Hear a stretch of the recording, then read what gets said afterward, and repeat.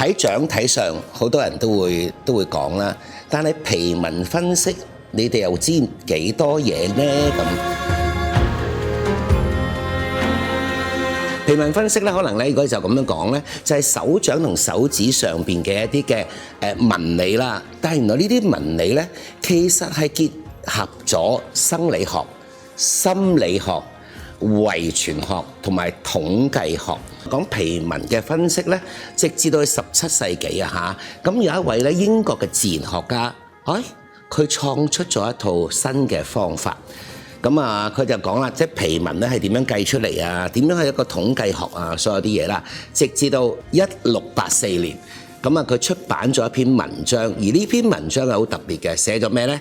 就係寫咗原來手腳嘅皮膚，甚至嘅毛孔係可以有敘述性功能啊！嚇，咁啊，即係簡單啲嚟講，即係話我哋嘅手指或者我哋嘅手腳嗱，佢最先係手同埋腳。佢係我哋嗰啲嘅紋理係原來會影響我哋一生嘅。咁當然呢一個嘅文章呢，就去全世界大家咧就喺度討論啦。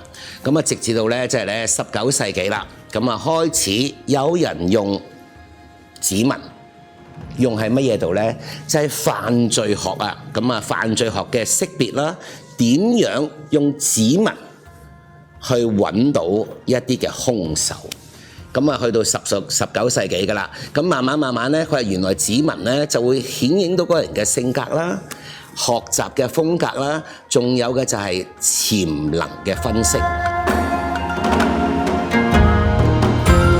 譬如有時睇一啲嘅戲劇，可能佢哋都會呈現話，嗰個傷者整親個枕葉區，可能就會呈現佢哋短暫睇唔到嘢啦。係啦，咁而之後最早嘅發展就係枕葉區，枕葉區啦，喺後邊嘅。咁而之後咧，就會去到我哋嘅顳葉區咧，就講緊咧一啲譬如話先天好想知我哋有冇學音樂天分，或者語言天分，定係好似我哋啱啱講靠我哋表達天分口嘅咧，就都會睇我哋呢一個區域嘅。呢個區域就係睇係啦，你個腦部嘅發展啦，原來係講緊。同埋咧，而我哋呢個顳葉區咧，除咗耳仔之外，都好多嘢睇到嘅喎。因為通埋我哋嘅味覺、嗅覺，所以譬如話一啲人會唔會對一啲食物有偏食？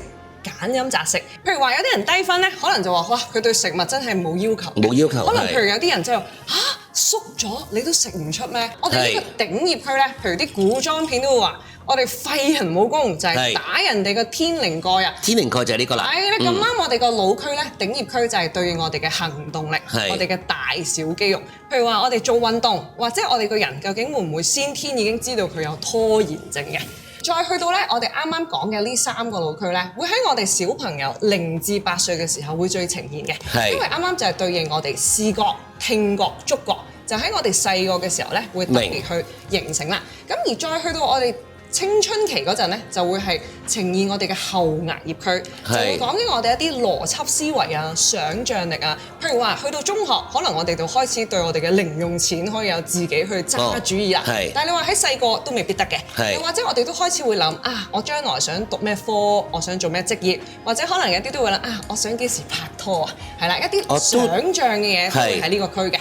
而我哋咧前額葉，即係好似我哋額頭呢個位咧，有時都會話可能啲小朋友壽星公額頭會唔會高分啲咧？咁我哋有睇過，有啲真係高分啲嘅喎，因為佢哋前額葉就係講緊我哋嘅精神功能啦。譬如話我哋個目標感諗到會即刻做嘅，就可能係好高分嘅人啦。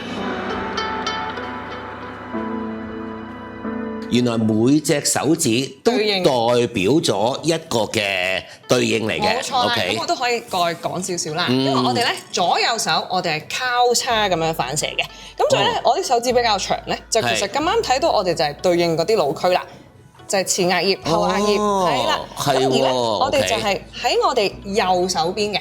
就會係反射我哋左腦，所以喺晒我哋右手呢邊咧，全部都係一啲理性分析嘅區域。左腦係啦，就喺右手度顯示啦。喺右手顯示，冇錯啦。咁而我哋嘅左手就會係交叉反射我哋右腦，所以會係一啲感性同埋創意嘅嗰一邊啦。咁所以我哋就會分啦。譬如頭先講睇嘢，究竟我哋係邊高分？有啲人中意睇書嘅，就可能係喺我哋文字區右手嘅尾指特別高分啦。係啦，但係你話如果低分嘅，可能就一睇書咧，好似就即刻可以瞓覺㗎啦。係啦，咁就低分啦。就低分啦。咁而譬如呢邊我哋講緊左手嘅尾指咧，呢個都好緊要嘅喎，因為呢個咧就係講緊我哋一啲睇嘢圖像理解同埋我哋覺得嗰樣嘢靚唔靚啊？呢個區好得意嘅，我哋話咧高分嘅人咧，真係求其俾個電話佢幫我哋影張相都特別靚嘅。OK， 即係佢個美感係特別好嘅。冇錯啦，係啦。咁去到咧我哋嘅無名指，頭先就話咧對應我哋嘅顳葉區，就講我哋嘅耳仔啦。譬如話好想知我哋先天有冇學語言天分，同埋我哋個記性好唔好啊？因為記性模式咧，頭先都講到。讀書就緊要啦，譬如話記稿都係嘅，究竟係記重點定係中意用故事形式去記呢？我哋都可以透過呢一個手指去睇到嘅。同埋呢，我估你行動力都應該好強嘅，因為當你諗得到呢，你就會真係去實行，要去探究啦。咁好似譬如我哋呢個呢都幾得意嘅喎，因為講咁啱中指區啦，我哋又未必舉出嚟啦。但係我哋話，譬如當有啲人係咪好嬲？譬如話駕駛狀況，佢冇得撳個槍㗎嘛，可能佢就嬲到要舉中指啦。咁佢都話：呢啲情況就係睇到我哋嘅行動力啦。究竟佢會唔會發動嗰樣嘢嚟做呢？咁同埋咧，呢個我哋都可以睇到，譬如話做運動，究竟我哋中意，譬如啲人中意自己一個做 gym 嘅，定係我中意一班人去做呢？我哋都可以睇到佢哋個紋型嘅分別啦。咁我哋有大肌肉，亦都有小肌肉嘅喎，呢個都好緊要嘅。咁點解會睇到我自己運動特別渣呢？就因為我呢個小肌肉嘅協調呢係冇分嘅。我自己呢，我係經常會撞到嘅，同埋我係拎住電話，有時都會成日跌啊。跌爆個 mon 嗰啲人嚟嘅，就係因為小肌肉我唔靈活，咁同埋咧呢個都會講緊我哋一啲再去到一啲好細微嘅嘢嘅理解能力，譬如話日常可能有時我哋簽啲合約嗰啲最細行嗰啲字啦，嗰啲細微嘅嘢咧都會係我哋講呢個小肌肉嘅呢一個區域去主宰嘅，係啦，咁而去到我哋嘅食指區咧，就會喺我哋嘅青春期嘅時候最呈現啦。但我真係發現有啲區係唔高分咧，就會係渣啲嘅。咁好似譬如話想像力呢一個咧，我自己都覺得我自己係好體會得到嘅，因為我哋講呢個空間想像力咧，我嗰陣時去考車咧。